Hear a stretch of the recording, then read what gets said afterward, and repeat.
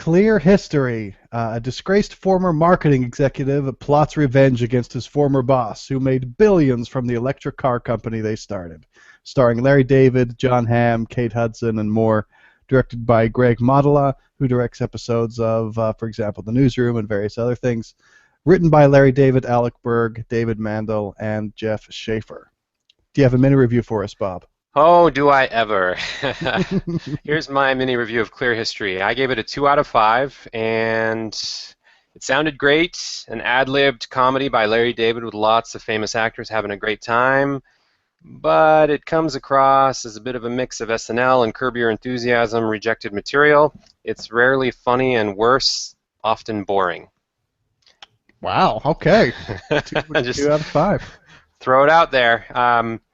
Yeah, let's hear yours, and then I'll tell you why I gave it that second star, I guess. That's the star that you feel self-conscious about, huh? It really Right, should be a yeah. 1 star. I was thinking maybe 1.5 because I don't know if I've ever done a 1.5 out of 5 before, but anyway. Yeah, when it's that bad, it's really important to get that granular.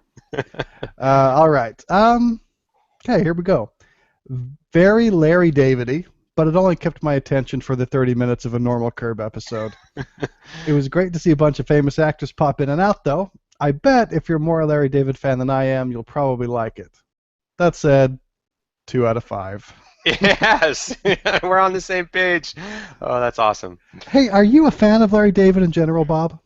It's weird. I saw the first season of Curb Your Enthusiasm, and I kept wanting more, but kept thinking it's really close to being brilliant. And then I watched some of the second season, and then I gave up because it didn't get any better. It just stayed kind of the same. And then I watched the Seinfeld reunion season, and that probably was my favorite one just because of the Seinfeld reunion. But overall, Larry David, mixed feelings. Like, I see what he's going for, but he's just so like a dude with lots of money who doesn't listen to advice or something. Like, he would almost be way funnier if he was having a hard time in life and had to actually pay his bills and make it and have other people help him with his craft.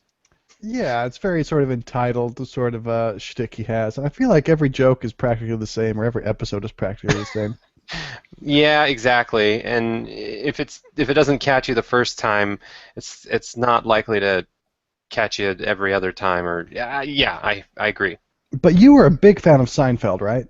I loved Seinfeld, which again, I think that was back when Larry David didn't have his $1 billion in the bank or Mm. however much he has, and there were a lot more people on the writing team who probably had an equal voice, or at least could put him in his place a bit, including Seinfeld himself. So I think it's kind of weird because on the one hand, Curb Your Enthusiasm and the Larry David shtick is more unbridled and free flowing than Seinfeld. It doesn't have the constraints of like primetime TV.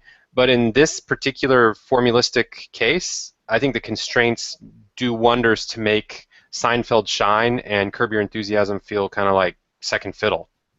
Yeah, fair enough. I mean, I liked Seinfeld, though I was never as huge a fan as many people. And I tried several times to get into Curb Your Enthusiasm, but it never really took. So, we're medium to not huge fans of Larry David's recent work, I guess. So I guess you could take that for what it's worth in our review. That said, neither of us really liked this movie, huh? Right. Um, so tell me why you gave it that second star, then, Bob. Well, it was a lot of fun to see all these actors. I want to say on stage, but it wasn't that exciting. I mean, on film, on set, because we had people like Michael Keaton, who was kind of a goofy older Michael Keaton. Yeah. I barely recognized him actually. And then Bill Hader is an SNL recent alum, and I usually find him hilarious, but he didn't have much to work with. And I kind of want to give all the actors the benefit of the doubt because I researched it a little bit, and it turns out that the shtick here was that most of it was ad-libbed. Like, the script was very, very short. It was basically every scene had a setup, and this is essentially what needs to be the outcome, but everyone just sort of went with it, and they did lots of takes. And That's very much like Curb Your Enthusiasm, right? yeah, yeah. And I guess hearing that or assuming that that is somehow relevant or gives some street cred to the actors made me feel like, oh, Well, first of all, I was hoping for a better outcome, like, yeah, and because of that, it's a way better movie. But it's really like, yeah, and because of that, I feel bad that it totally sucks. Um, Talking about the cast, probably my favorite one that made me smile the most was our old pal Liev Schreiber as that Chechen, that Chechen guy. That was pretty funny with his ponytail, and yeah. Why you wave me on, then you hit me. And then he's acting really tough, but he's just like, I'm gonna give you an estimate. I'm gonna find you and give you an estimate, and you will pay. Yeah, and this character really caricature is like so Larry David typical. Like Larry David keeps his cool and just argues the minutia of nothingness in life, even when he's being threatened by some Chechen, a shady guy. And Larry David just like answers the door, yeah, well, let's talk about it. Well, here's the thing, and it's just so it's surreal. It's just like there's no there's nothing to keep this going as a cohesive movie. It's just like one sketch or skit after another of Larry David pontificating on why the forks shouldn't be on the table directly, which was one of the better ones. Yeah, I felt like it was just like three episodes of Curb strung together. Like the first one was how his stupid neuroses got him kicked out of $1 billion. Then his second one was how, like, if we're going spoiler free, his main love interest doesn't work out because he can't give up who's going to back up to go around. And then the third one is how he bones himself out of a huge amount of money because of his stupid revenge or his neurosis again. That's always the story. Things would go well, except he gets in his own way by being neurotic.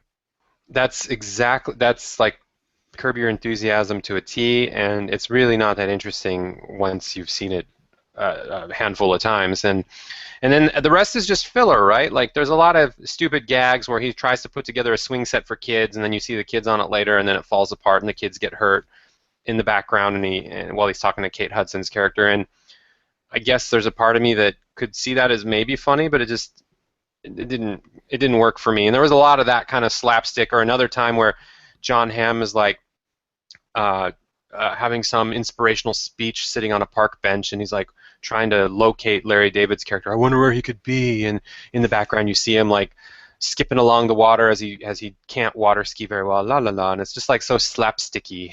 Yeah, yeah. So it got the second star for me, if that's how we're framing this, because I spent a fair amount of this movie laughing, or that's Oh probably yeah, not exactly the way to say it. I laughed several Marky. times. Let me put it that way. Um, yeah, I mean, maybe some of the things weren't quite as played for gags. Like in the first scene, I could just not get over staring at John Hamm in an office setting, but like in business casual, pleated khakis for heaven's sake. It's like something's not computing here. The Howard was a funny name for the car, It except was pretty funny, and then the it's super gag was successful. over after a little bit of time. That's actually kind of funny too. Electric car companies aren't making billions, are they? No, no, it's taken a little more than that. That was kind of funny. I liked Danny McBride in it whenever he showed up. Um, Yes, actually, to his credit, Danny McBride didn't annoy me. Like this was like his best role ever, which is kind of sad for him, from at least if he cares about my opinion, because it wasn't that great. But just I've never thought of him. I always think he ruins movies or shows. Like, are but you a here fan of he. Eastbound and Down? I've only seen like one or two episodes, and I really didn't like it. Maybe It's you have to get into it.